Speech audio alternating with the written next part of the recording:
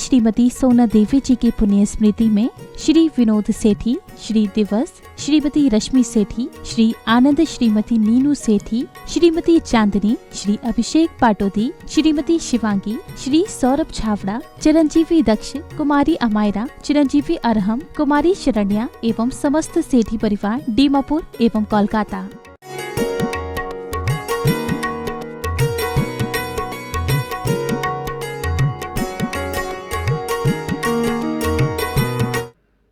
तीर्थंकर प्रभुओं ने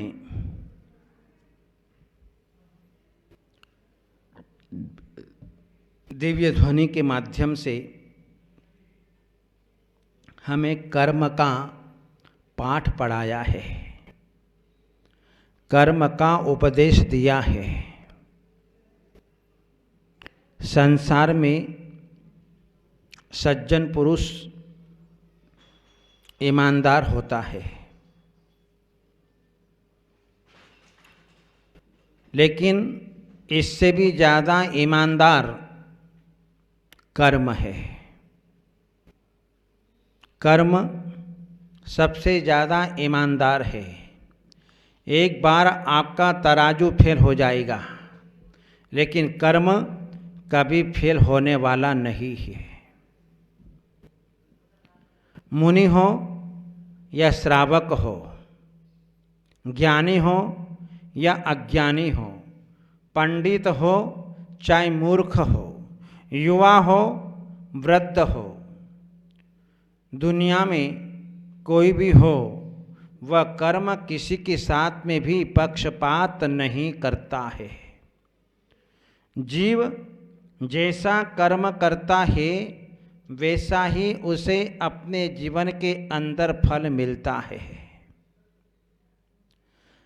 कर्म कहते किसे? जो हमें अपने जीवन में परतंत्र बना देता है, पराधीन कर देता है, उसका नाम है कर्म। और ऐसे कर्म जीव ने अपने जीवन में बांध करके रखे हैं। और वे कर्म मूल में 8 ही है: ज्ञानावरण, दर्शनावरण, वेदनी, मोहिनी, आयु, नाम, गोत्र और अंतराय। ये 8 कर्म हैं। उनकी उत्तर प्रकृतियाँ 148 हैं। और देखें तो असंख्यात लोक प्रमाण एक एक कर्मों के भेद होते हैं। इस प्रकार से जो है ज्ञानावरण कर्म जो है वो हमारे ज्ञान को ढकता है। दर्शनावरण कर्म जो है दर्शन नहीं होने देता है। वेदनी कर्म जो है वो हमें सुख दुख का अनुभव कराता है। मोहिनी कर्म हमें सम्यक दर्शन और चारित्र को प्राप्त नहीं होने देता है। और आयु कर्म हमें एक पर्याय में रोक करके रखता है। नाम कर्म जो है वह छोटे बड़े शरीर बना देता है। और गोत्र कर्म हमें छोटे बड़े कुलों में भेज देता है। और जो है अंतराय कर्म जो है हमारे जीवन में विघ्न पैदा करता है। इस प्रकार से ये 8 कर्म हैं। ज्ञानावरण कर्म कहता है कि मैंने बाहुबली जैसे महापराक्रमी को केवल ज्ञान नहीं होने दिया, 1 वर्ष तक इस धरती पर खड़ा करके रखा। कौन कहता है? ये ज्ञानावरण कर्म कहता है। मैंने आदिनाथ भगवान को 1000 वर्ष तक तपश्चरण कराया है और केवल ज्ञान नहीं होने दिया। जब 1000 वर्ष तपश्चरण तक उनको तपाया तब उनको केवल ज्ञान मिला। दर्शनावरण कर्म कहता है कि मैं जो है देव शास्त्र गुरु के दर्शन करने नहीं देता, मैं आत्मा का दर्शन नहीं करने देता, मैं जो है उसको सम्यक दर्शन की प्राप्ति नहीं होने देता, मैं उसको संसार में परिभ्रमण कराता रहता हूँ। ये दर्शनावरण। वेदनी कर्म कहता है कि मैंने सनत कुमार मुनिराज को दीक्षा लेते ही दुनिया भर के रोग पैदा कर दिए। 1 साल नहीं, 2 साल नहीं, 700 वर्ष तक मैंने उसके शरीर में कष्ट दिया है, दुख दिया है। वादिराज मुनिराज को कुष्ठ रोग पैदा कर दिया। वेदनी कर्म कह रहा है। और मोहिनी कर्म कहता है कि मैंने राम जैसे महापुरुष को 6-6 महीने तक अपने भाई को लाश को लेकर के मैं जो है इस जंगल के अंदर भटकाया हूं, मैंने पांडवों को अज्ञातवास कराया है। इस प्रकार से जो है ये मोहिनी कर्म कहता है। जहां शेरनी व्याघ्री बन करके अपने बेटे को, अपने पति को खाया है। आयु कर्म कहता है कि मैंने राजा श्रेणिक जैसे क्षायिक समदृष्टि जीवों को और जो है लक्ष्मण रावण शुभम चक्रवर्ती जैसे महापुरुषों को मैंने जो है नरक की पर्याय में रोक करके रखा है। और नाम कर्म कहता है कि मैंने अनेक प्राणियों को गूंगा बना करके रखा है, मैंने लूला लंगड़ा बना करके रखा है, मैंने अंधा बहरा बना करके रखा है। ये जो है नाम कर्म। और जो है अंतराय कर्म कहता है कि मैं संपत्ति को दान में नहीं देने देता, मैं किसी को लाभ नहीं होने देता, मैं किसी को भोग नहीं करने देता, मैं किसी को उपभोग नहीं करने देता, मैं किसी की शक्ति को प्रकट नहीं होने देता, कोई एक उपवास नहीं कर सकता। ये अंतराय कर्म कहता है। मैंने आदिनाथ भगवान को 6 महीने तक आहार नहीं मिलने दिया। आचार्य शांति सागर जी महाराज को 10 दिन तक आहार में पानी नहीं लेने दिया। ये जो है अंतराय कर्म है।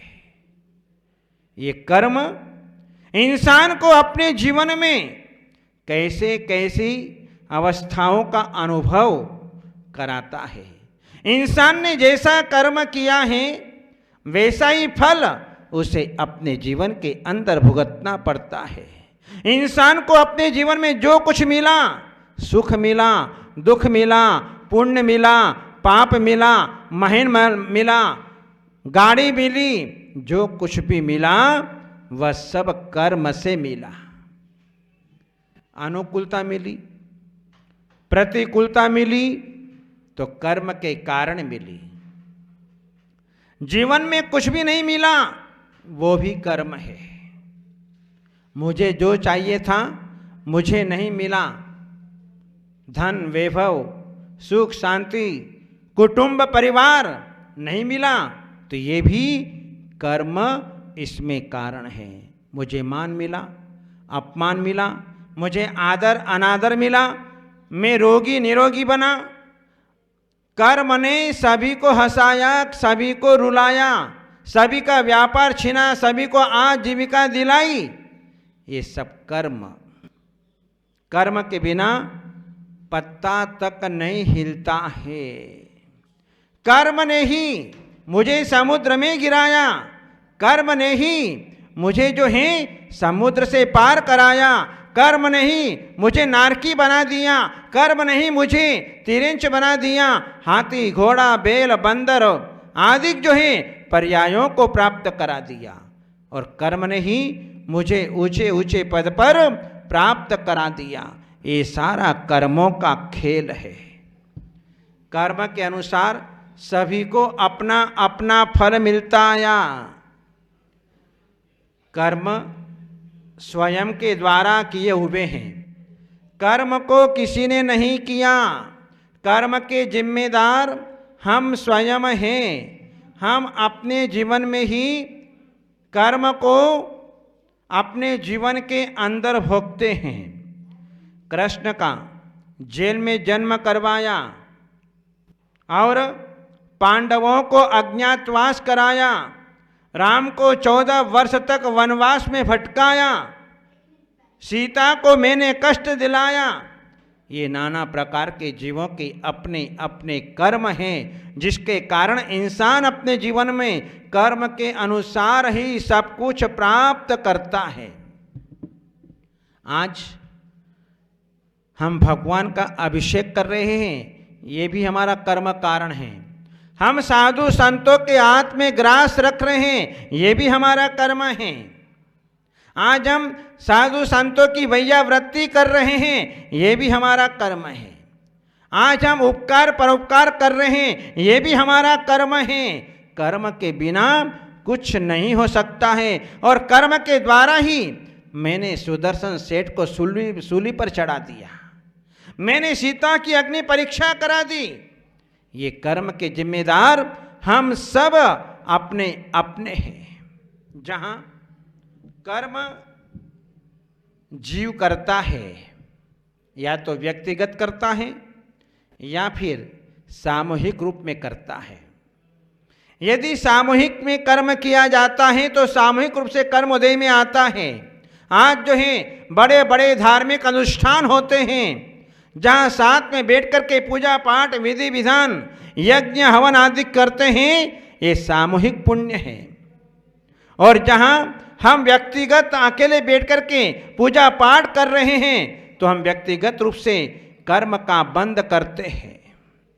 जहाँ हम देखते हैं कि बस दुर्घटना में या ट्रेन की दुर्घटना में या प्लेन की दुर्घटना जब घटती है, तो वहाँ पर जो है सामूहिक रूप में कर्म उदय में आता है। पुण्य आओ चाहे पाप आओ, लेकिन आता जरूर है। अब जहाँ प्लेन में बैठ कर के सामूहिक रूप से जा रहे थे, प्लेन क्रैश हो गया, और क्रैश होने के बाद जो है किसी को भी कोई चोट नहीं आती है, तो समझना ये हमारा पुण्य कर्म है। और यदि किसी की हड्डी टूट जाती है, किसी की पैर टूट जाता है, किसी का हाथ टूट जाता है, तो समझना हल्का सा पाप कर्मोदय में आया, जिसके कारण जो है वह इतने में ही होकर के निकल गया। क्योंकि जहां बस में यात्रा कर रहे हैं, घटना घट गई, एक साथ मरण को प्राप्त हो गए, तो समझना सामूहिक पाप कर्म का उदय है। और उस बस में भी किसी की हड्डी मात्र टूट करके रह जाती है, किसी को खरोच मांस मात्र रह जाती है, किसी को खरोच तक नहीं आती है, तो समझना उसका पुण्य कर्म का उदय है।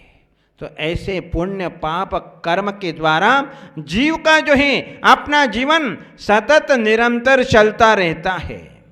कर्मों का फल सबको ही भुगतना पड़ता है। कुछ कर्म ऐसे होते हैं कि जिनका फल हमें तत्काल मिलता है। यदि हमें घास उगानी है तो हमें जो है एक बरसात काफ़ी है, एक दिन पानी छिटक दिया, चौथे दिन जो ये घास पैदा हो जाया करती है। तो कुछ कर्म ऐसे होते हैं कि जो है हमें कर्मों का फल जो है तत्काल मिल जाता है। जैसे कि कोई हमारे गाल पर कोई झापड़ मार दे, हम तत्काल उसको जो है मार देते हैं। ये तत्काल कर्म उदय में आता है।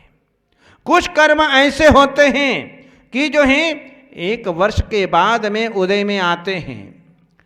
जैसे कि विद्यार्थी पढ़ाई करता है तो उसका रिजल्ट एक साल के बाद जब परीक्षा देता है, उस समय उसको रिजल्ट मिलता है कि पास हुआ कि फेल हुआ।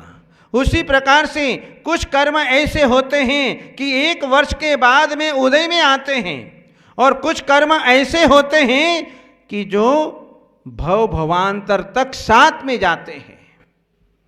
हमने ऐसे कर्मों का जो है बंद करके रखा है। जैसे कि अंजना ने करके रखा था, श्रीपाल ने करके रखा था, सीता ने करके रखा था कि पिछले जन्म में कर्म का बंद किया, और जो है वर्तमान पर्याय में जो है अगले भव में जाकर के उदय में आया, और उस कर्म का फल उन्हें अपने जीवन के अंदर भुगतना पड़ा। कुछ कर्म ऐसे होते हैं कि जहाँ हमें निधत्ती और निकाचित रूप में हमें अपने जीवन के अंदर भुगतना पड़ता है। जिन कर्मों का न तो उदय, संक्रमण, क्षय, क्षोभसम आदि कुछ भी नहीं हो पाता है, उन कर्मों का फल हमें अपने जीवन के अंदर भुगतना ही पड़ता है।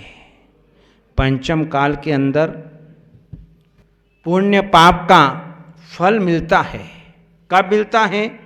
यदि किसी व्यक्ति ने पुण्य पाप कर्म का बंद किया तो उसको 3 वर्ष के अंदर, यदि 3 वर्ष में नहीं मिला तो 3 माह के अंदर, 3 माह के अंदर नहीं मिला तो 30 दिन के अंदर, 30 दिन में नहीं मिला तो 30 मिनट के अंदर, और 30 मिनट के अंदर नहीं मिला तो 3 मिनट के अंदर, और 3 मिनट में नहीं मिला तो 3 सेकंड के बाद में उसे अपने पुण्य पाप का फल मिल जाया करता है।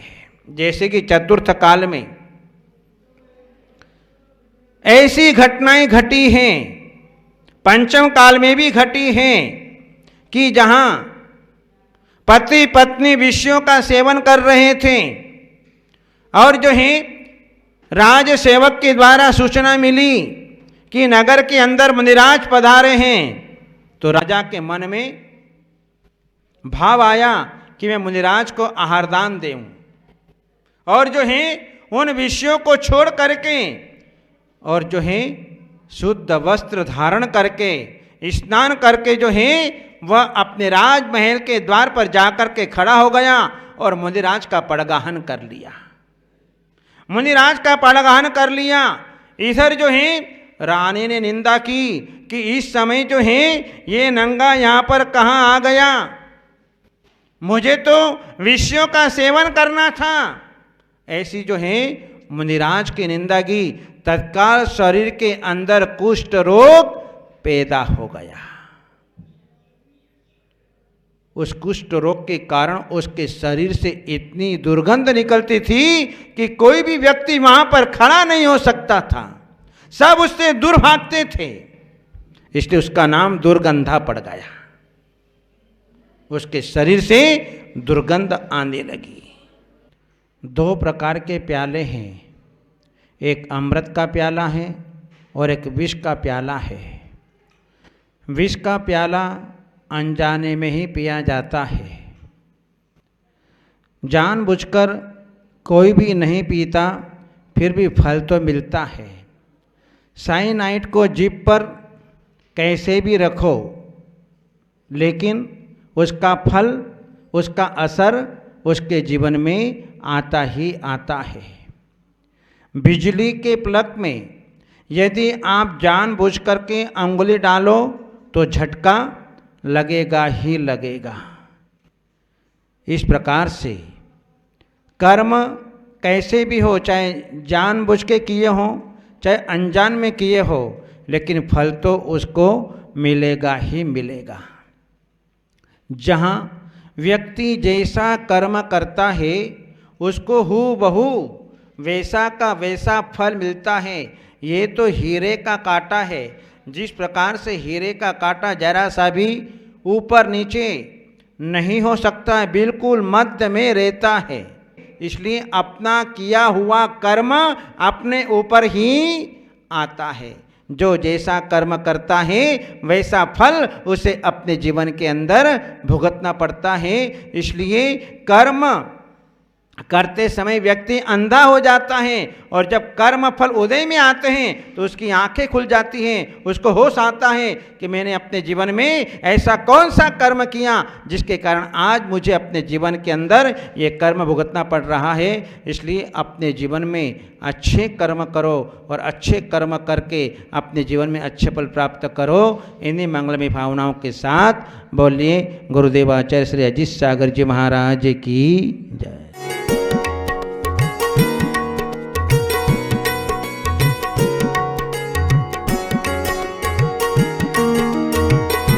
इस कार्यक्रम के पुण्यार्चक थे स्वर्गीय श्रीमती सोना देवी जी की पुण्य स्मृति में श्री विनोद सेठी, श्री दिवस, श्रीमती रश्मि सेठी, श्री आनंद श्रीमती नीनू सेठी, श्रीमती चांदनी, श्री अभिषेक पाटोदी, श्रीमती शिवांगी, श्री सौरभ छावड़ा, चिरंजीवी दक्ष, कुमारी अमायरा, चिरंजीवी अरहम, कुमारी शरण्या एवं समस्त सेठी परिवार डीमापुर एवं कोलकाता